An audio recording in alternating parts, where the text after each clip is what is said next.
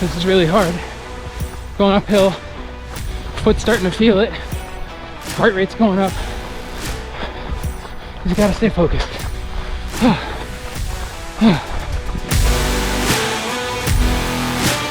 The name of the game this week was Focus and Patience. And as a result, we are back, baby! Well, mostly.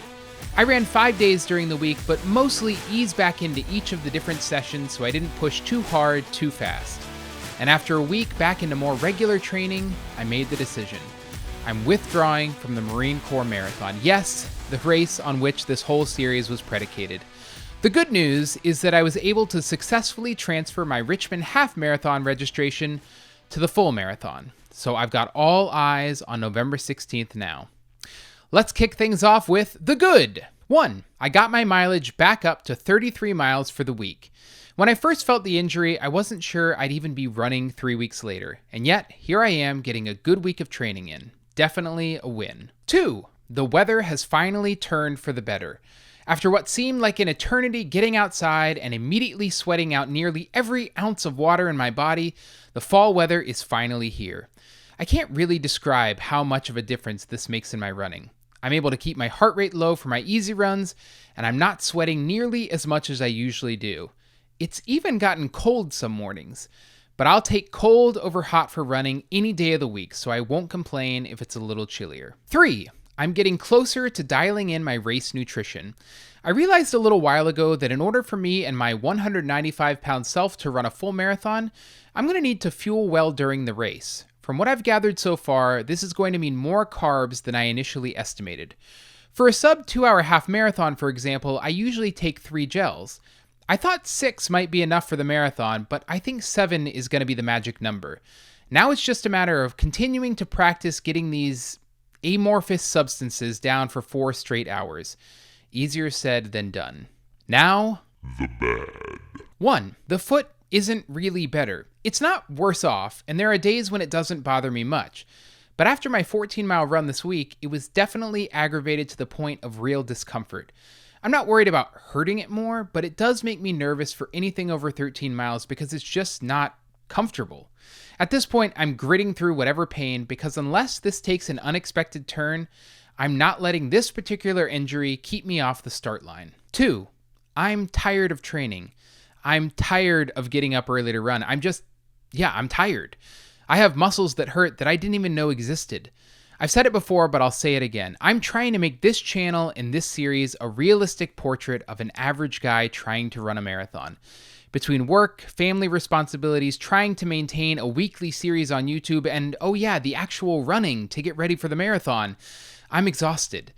And now that I've committed to run Richmond instead of the Marine Corps Marathon, I've tacked on an additional 3 weeks. Not ideal, but I'm not turning back now. Now let's talk runs for this week. Day 1 was an easy 5 miles. After the 10-miler 2 days before, I was curious to see how my foot would feel. It wasn't perfect, but the run turned out as well as I could have hoped. I averaged 9:44 per mile with an average heart rate of 133. Week 18, day 1. Today, I'm trying to do 5 miles this morning. Foot feels okay. Not great, not terrible, but the weather's perfect. It's like 49 degrees. Mile 1, 9:47. Mile 2, 9:50.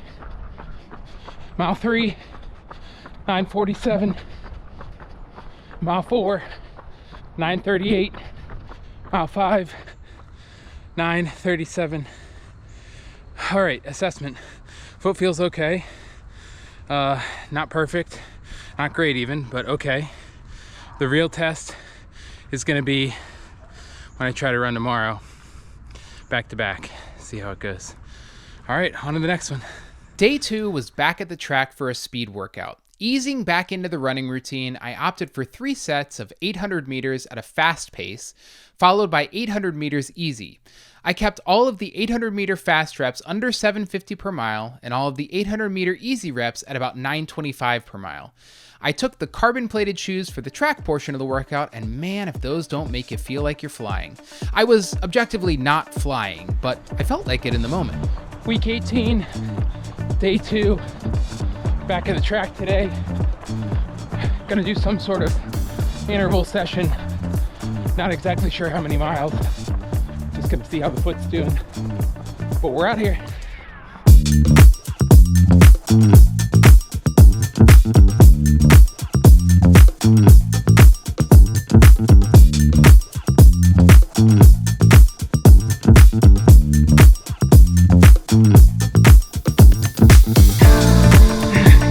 Come on. Come on.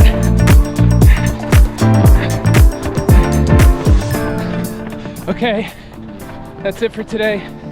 For the workout part, did 3 reps of 800 meters fast. Now just doing my cool down, and then we'll see how the foot's doing tomorrow. I tested the waters on day 3 with a 6-mile run at marathon goal pace, which is 9:09 per mile. I went out entirely too fast and wasn't able to hold that extra fast pace for the following miles, but was able to maintain a pace right at or just under 9 minutes per mile. I was gassed after this one, but felt some mental confidence, finishing with an average pace of 8:55 per mile and an average heart rate of 151. Week 18, day 3, gonna try for 6 miles at marathon pace, which is 9:09 per mile. Big test, we'll give it our best. Mile 1, 8:46, 2, fast. Mile 2, 8:50, not much better. Mile 3, 9:01. Mile 4, 8:53. Mile 5, 8:56. Mile 6, 9:02. Whew, that was hard. Oh man, that does not inspire much confidence. My fitness for that felt so flat. Now I know I went too fast, but even still, hey, I'm talking here, dog. Even still, not great. But I did finish, and now much needed rest.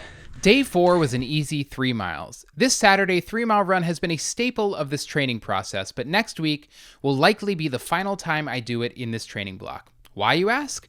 I'm planning to cut it from the schedule to reduce the weekly runs from 5 to 4 for the final few weeks of training. I don't think that extra 3 miles will make a difference overall, and I know an extra day of rest will go a long way as I try to rehab my broken self. This particular 3-mile run was 29 minutes and 36 seconds with an average heart rate of 133. Week 18, day 4. We finally have some beautiful weather out here. In fact, I'm in a long sleeve shirt. Not that that's entirely necessary, but still kind of nice.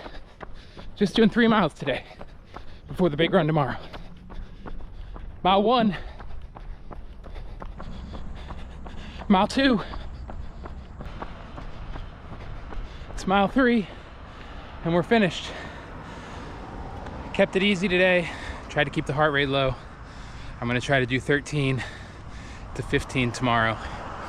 We'll see how it goes. Last but not least was the long run of the week. I arbitrarily decided to go between 13 and 15 miles for my Sunday morning run, and of course settled right in the middle at 14. For this run, I opted not to look at my watch the entire run and instead run based on feel. It turned out to be the right decision, and I was able to predict my pace almost exactly following the run. 14 miles was tough but doable, and maybe best of all, I was able to keep my average heart rate really low throughout. Week 18, day 5. Long run today, no set plan, hoping for something between 13 and 15 miles, depending on how I feel. I'll do my best. Mile 3 check-in, no idea the time. I'm trying to run just by feel today, so not checking the time, not checking the heart rate, just trying to run by feel. Time for my first gel. Got a Morton Energy Gel. Try to do one every 3 miles just to get used to getting that fuel in. Mile 6 check-in. Feeling okay. Time for my next gel. Gonna go with the BPN Mixed Berry Gel to switch things up a bit. then we'll keep going. Mile 9 check-in. Not sure my time right now. Still running to feel, which is going pretty well so far. About to take my 3rd gel back to Morton. Might try to sneak in a 4th gel before we finish up today. Mile 12 check-in. Feeling pretty good. Gonna go 2 more miles. Last gel for today. Another mixed berry BPN. 14 miles finished. Oh, that was pretty tough. I didn't check my watch the whole time, so now I'm going to see if I can predict what my times were there. So let's see. Definitely sped up in the last mile, but I'm gonna say my average pace for the 14 miles was somewhere around like 10:15, 10:16 per mile. As for average heart rate, my guess is probably in the upper 130s, lower 140s. All right, let's check to see what we got. Okay, we'll finish our workout here. And now let's see. Oh my gosh, okay. Pace, I was almost smack on. 10:14 per mile. Nice, okay. And average heart rate, if I can find it on here. Boy, this is great filmmaking, huh? I have no idea where it is. Average heart rate 131, so even lower than I thought, which is good. Okay, that was exactly what I was hoping for today. Something relatively easy. Legs felt good, cardio felt good. Feet are tired, but don't feel like much pain where the injury was.